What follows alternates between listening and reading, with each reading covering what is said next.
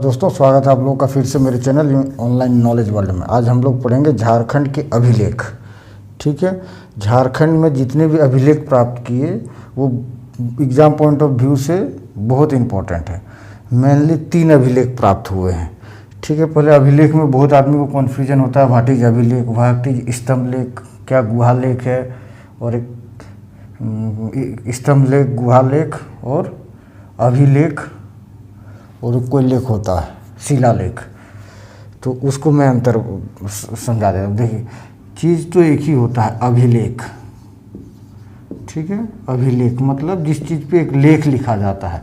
कोई भी राजा पुराने ज़माने में आदेश देता था और वो आदेश चिरस्थायी रह जाए, तो वो चिरस्थायी रखने के लिए उसको लोहे में या ताम्रपत्र में या स्तंभ बना के या कहीं सेफ जगह पे बना दिया जाता था ताकि वो मिटे ना, वो जन्म जन्मांतर चलता रहे, उसके पूर्वज तक, उसके डिसेंडेंट तक चलता रहे।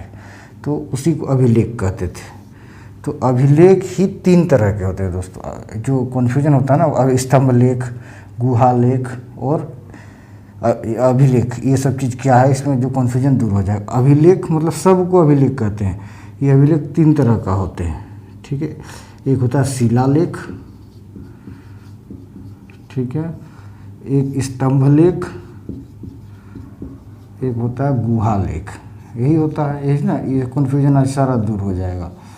देखिए, शिलालेख क्या हो गया, एक बड़ा सा चिकना पत्थर लिया, एकदम सॉलिड पत्थर, उस पर लिखवा दिया कि मैं एक महान राजा हूँ, मैंने कन्नौज को जीता, मैंने पाटलिपुत्रा को जीता, लिखवा दिया पत्थर के ऊपर। शिला मतलब पत्थर। स्तंभ लेख में क्या होता है, थोड़ा खर्चा ज़्यादा पड़ता है क्योंकि उसके लिए स्तंभ बनाना पड़ता है। स्तंभ का इंग्लिश में बोलते हैं पिलर। एक बड़ा सा पिलर बनाना पड़ता है। इस पिलर में सारी चीज़ लिखा देता था। ये एक फेमस पिलर का नाम बता दीजिए स्तंभ लेख का, प्रयाग प्रशस्ति। ठीक है, प्रयाग प्रशस्ति, ये प्रशस्ति, इसको आप जानते होंगे। ये झारखंड से रिलेटेड है, थोड़ा इसलिए बता देता हूँ। इसको समुद्रगुप्त के जो कवि थे वो हरिसेन ने लिखा था। ये प्रयाग कहाँ है, तो प्रयाग मतलब जानते हैं, आजकल इलाहाबाद जिसे कहते हैं प्रयागराज, तो इसको प्रयाग प्रशस्ति कहते हैं। इसमें जो लिखा गया है उसमें ये लिखा गया है कि समुद्रगुप्त के आठवीं विजय हुआ था। ठीक है, और ये आठवीं एरिया कौन था, वही एरिया जो प्रयागराज के बाद से एरिया शुरू होता है, थोड़ा एमपी जाता है और इधर पूरे समुद्र तट तक, जहाँ तक, जिसमें बिहार भी आ जाता है, झारखंड भी आ जाता है, आधा बंगाल भी आ जाता है, उड़ीसा भी आ जाता है। तो आठवीं विजय का वर्णन मिला है। तो इसी से पता चलता है कि समुद्रगुप्त ने आठवीं जीता था। अगर आठवीं जीत लिया तो झारखंड भी आठवीं के भीतर ही आता था। तो ये प्रयाग प्रशस्ति आपको याद रखना पड़ेगा कि प्रयाग प्रशस्ति में कहाँ पे था झारखंड, तो बोलते आठवीं विजय में था, आठवीं के भीतर ही था झारखंड। तो वो स्तंभ होता था, पिलर। और गुहा लेख क्या होता था, गुहा लेख दोस्तों गुफा लेख। गुहा लेख को गुफा बोल सकते, गुहा मतलब गुफा, एक गुफा बना दिया और गुफा के दीवारों पे लिखवा दिया पूरा, उसको गुफा लेख कहते हैं। तो झारखंड में शिलालेख ही मिले हैं। ठीक है, स्तंभ लेख नहीं है, गुहा लेख नहीं है। ठीक है, तो झारखंड में 3 अभिलेख जो मिले हैं उसको हम लोग पढ़ेंगे। ठीक है, तीनों इम्पोर्टेंट है एग्जाम पॉइंट ऑफ व्यू से। पहला जो सबसे फेमस है दैट इज दूध पानी अभिलेख। दूध पानी, बहुत से मेरे दोस्त हैं हजारीबाग से, उसको पता होगा दूध पानी अभिलेख। ये देखिए, दूध पानी गांव का नाम है और छोटा मोटा पास में जो शहर है उस शहर का नाम है दुमदुमा। ठीक है, दुमदुमा। ठीक है, और हजारीबाग डिस्ट्रिक्ट में, ये याद रखना पड़ेगा। उसके बाद क्या है, ये दुमदुमा ये बराकर नदी के किनारे है। साथ में ये याद कर लिए, बराकर नदी निकलता कहाँ है, हजारीबाग से ही निकलता है। हजारीबाग पद्मा नाम का जगह है, वहाँ से निकलता है। तो ये हजारीबाग ज़िले में है। ये इसको किसने लिखा था, कोई विद्वान तो चाहिए लिखने के लिए, तो आदि सिंह ने लिखा था। ठीक है, आदि सिंह, इसीलिए इसको आदि सिंह अभिलेख भी कहते हैं। ये अभिलेख तो छुपा हुआ था, टूटा फूटा कहीं गिरा पड़ा था, उसको ढूंढ के किसने निकाला, उसका नाम किल्हान है, किल्हान। ठीक है, कब, 1894 में। इतना तो आपको याद रखना पड़ेगा। ये किल्हान आप भूल जाएंगे ना, तो किल्हान को छोड़ के कोल्हान याद रख लीजिए। कोल्हान तो याद है ना आपको, कोल्हान ने ढूंढा, जाने दो, एग्जाम में थोड़ा याद हो जाएगा आपको, ठीक है। किल्हान या किल्हान जैसे याद करेंगे। तो ये दूध पानी अभिलेख में है। इस अभिलेख में फिर एक क्वेश्चन आता है, इस अभिलेख से हमें क्या पता चलता है भाई? इस अभिलेख कुछ तो लिखा होगा ना, तो इसमें झारखंड के बारे में इसमें क्या पता चलता है? इसमें ये पता चलता है कि मान डायनेस्टी के बारे में पता चलता है, मान वंश, ठीक है। मान वंश के बारे में पता चलता है कि मान वंश का साम्राज्य था, ये राजा थे, ये थे, सारे मान वंश की जानकारी देता है। तो मान वंश कहाँ कहाँ फैला हुआ था? मान वंश के फैलने के कारण ही मानभूम हुआ, ठीक है। तो मान वंश कहाँ पे होगा? धनबाद तो होगा झारखंड का एरिया में, धनबाद पुरुलिया तो होगा ही, क्योंकि धनबाद पुरुलिया मिल के मानभूम बनता है। और जो हजारीबाग में ये अभिलेख मिला है उसमें लिखा हुआ है कि इसके विस्तार हजारीबाग थे। तो मान वंश कहाँ कहाँ फैला हुआ था? अभी का धनबाद और हजारीबाग, ये आपको याद होना चाहिए। इस चीज़ का पूरा मान वंश के बारे में जितनी भी हमें जानकारी मिला है सब दूध पानी अभिलेख से मिला है। क्लियर? इतना आपको याद रखना है। दूसरा है गोविंदपुर अभिलेख, ठीक है। गोविंदपुर अभिलेख, ठीक है, इसको याद रखना। गोविंदपुर आप जानते होंगे कहाँ पे है? धनबाद जिला में है, ठीक है। इसको किसने लिखा है? इसको आदि सिंह ने लिखा है, इसको कवि गंगाधर ने लिखा है। वेरी इंपॉर्टेंट क्वेश्चन, कवि गंगाधर ने लिखा है, ठीक है। उसके बाद ये जो गोविंदपुर है ये 14वीं सदी में लिखा गया है, 14वीं सदी में, ठीक है। और ये जो था ये 8वीं सदी में लिखा गया था दोस्तों, ये मैं बताना भूल गया। दूध पानी जब बना है 8वीं सदी में बना है। वेरी इंपॉर्टेंट क्वेश्चन, ये 8वीं सदी में। देखिए छठी का दूध याद दिला देंगे। दूध मतलब क्या? छठी का दूध, 6 + 8 आ रहा है, 8वीं सदी, छठी का दूध याद दिला देना। तो उससे 8 लास्ट में वर्ड आता है, उससे आप याद कर सकते हो। उसके बाद ये जो है गोविंदपुर अभिलेख जो है 14वीं शताब्दी में। इससे क्या जानकारी मिलती है भाई? अब इससे देखिए इसमें भी मान डायनेस्टी के बारे में जानकारी मिलती है, ठीक है। मान वंश के बारे में क्या जानकारी मिलती है? इसी अभिलेख को देख के ये पता चलता है कि पहले जो मानभूम ये एरिया था, धनबाद एरिया था, वहाँ सबर जनजाति की निवास स्थान था, सबर जनजाति ही भरा पड़ा हुआ था।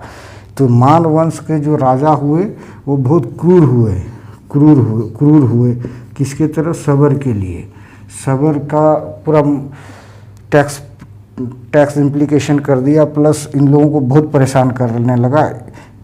इसकी स्पेशल स्त्रियों के ऊपर अत्याचार करने लगा मानवंश के राजाओं ने। तो इसको सबर को छोड़ के धनबाद छोड़ के जाना पड़ा कहाँ? पंचेत, ठीक है। पंचेत देखिए,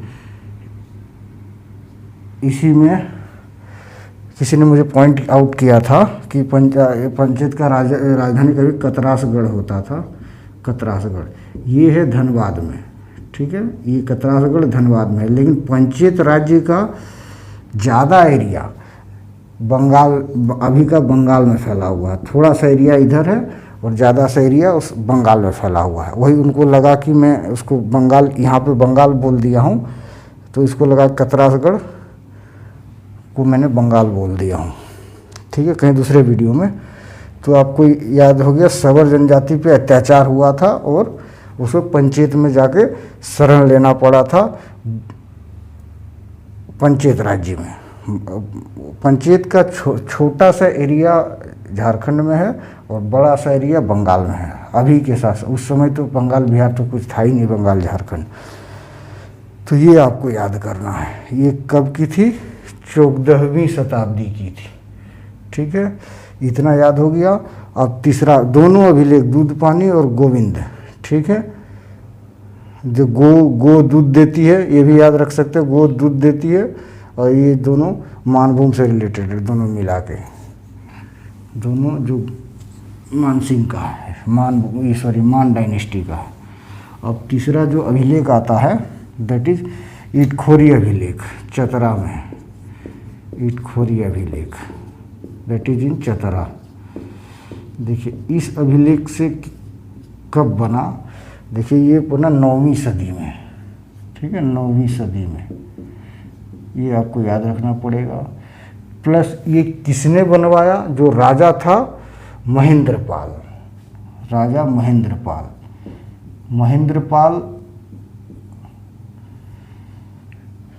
महेंद्रपाल जो है वो गुर्जर प्रतिहार वंश का था, गुर्जर प्रतिहार डायनेस्टी का था, ठीक है।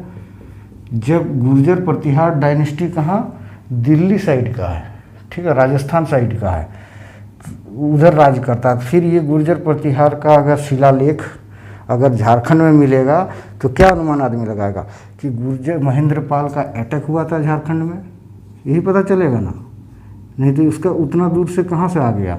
वो दिल्ली का राजा महेंद्रपाल दिल्ली को भी जीता था, मतलब राजस्थान गुजरात उस एरिया का, एमपी यूपी एरिया का बड़ा राजा था गुर्जर प्रतिहार, उधर ही शासन करते थे। वो झारखंड में आ गया, झारखंड में उसका अभिलेख मिला। इससे क्या पता चलता है, झारखंड में गुर्जर प्रतिहारों का अटैक हुआ था, ये पता चल गया। अब इससे क्या पता चल गया कब हुआ था, 9वीं सदी में हुआ था, इतना पता चल गया। अभिलेख में महेंद्रपाल का नाम लिखा हुआ है तो महेंद्रपाल का अटैक हुआ था, इतना आपको याद रखना है, ठीक है। इसको कहते हैं इटखोरी का अभिलेख। एक मैं वहाँ बताना भूल गया, मैं जहाँ पे बताया था ना कि दुमदुमा दूध पानी अभिलेख कहाँ है, दूध पानी गाँव में, दुमदुमा के पास, बराकर नदी में के पास। तो दुमदुमा जो ये दुमदुमा इटसेल्फ बहुत फेमस एक पुरातात्विक स्थान है जहाँ पे खुदाई से बहुत कुछ मिला है हमें। ये सभी इटखोरी अभिलेख सब खुदाई के दौरान ही मिला है। तो दुमदुमा में खुदाई से क्या मिला है दोस्तों, ये बहुत इंपॉर्टेंट है। पाल डायनेस्टी, पाल वंश का प्रमाण मिला है। पाल वंश का बहुत सारे मंदिर मिले हैं, ठीक है। देवी देवताओं की मूर्ति बना है, देवी देवताओं की मूर्ति मिला है। इसमें से क्वेश्चन पूछता है, एक शिवलिंग मिला है पाल डायनेस्टी का। सबका अलग अलग तरीके होते हैं ना बनाने का। पाल डायनेस्टी जो मुंगेर साइड में थे, बिहार में थे, मुंगेर राजधानी था पाल डायनेस्टी का। तो वो बोल रहे हैं कि उस तरह का शिवलिंग अगर इधर मिलता है तो इसके मतलब पाल डायनेस्टी का कभी शासन रहा है झारखंड में। तो आपको ये भी याद रखना पड़ेगा, पाल डायनेस्टी का भी शासन रहा है, गुर्जर प्रतिहारों का भी अटैक हुआ है, ठीक है। तो ये दुमदुमा में हम एक पुरातत्व स्थल की खुदाई से क्या मिला है, पाल वंश के देवी देवताओं की मूर्तियाँ, दुर्गा जी की, पार्वती जी का, सब का है। और एक शिवलिंग भी मिला, क्वेश्चन में एक शिवलिंग ही आता है, ठीक है। जब ये बात छिड़ गया तो ये भी याद रख लीजिए। ये गुर्जर प्रतिहार वंश का एक राजा था अनंगपाल, ठीक है, अनंगपाल गुर्जर प्रतिहार वंश का ही एक राजा था, ठीक है। इसी अनंगपाल ने दिल्ली शहर बसाया है, जो अभी का दिल्ली दिखता है ना, उसको किसने बसाया है, तो अनंगपाल ने। तो ये सब क्वेश्चन अब क्लियर कर लीजिए, ठीक है। तो अभिलेख से इतना ही आपको आप लोग याद कर लीजिए। पढ़ाई तो करना ही पड़ेगा, बहुत कंपटीशन है, फॉर्म भी नहीं निकल रहा है। पिछले गवर्नमेंट के समय में तो हाथी उड़ रहा था, इस गवर्नमेंट के समय में हाथी लंगड़ा हो गया, फॉर्म ही नहीं आ रहे उस तरह के। धन्यवाद।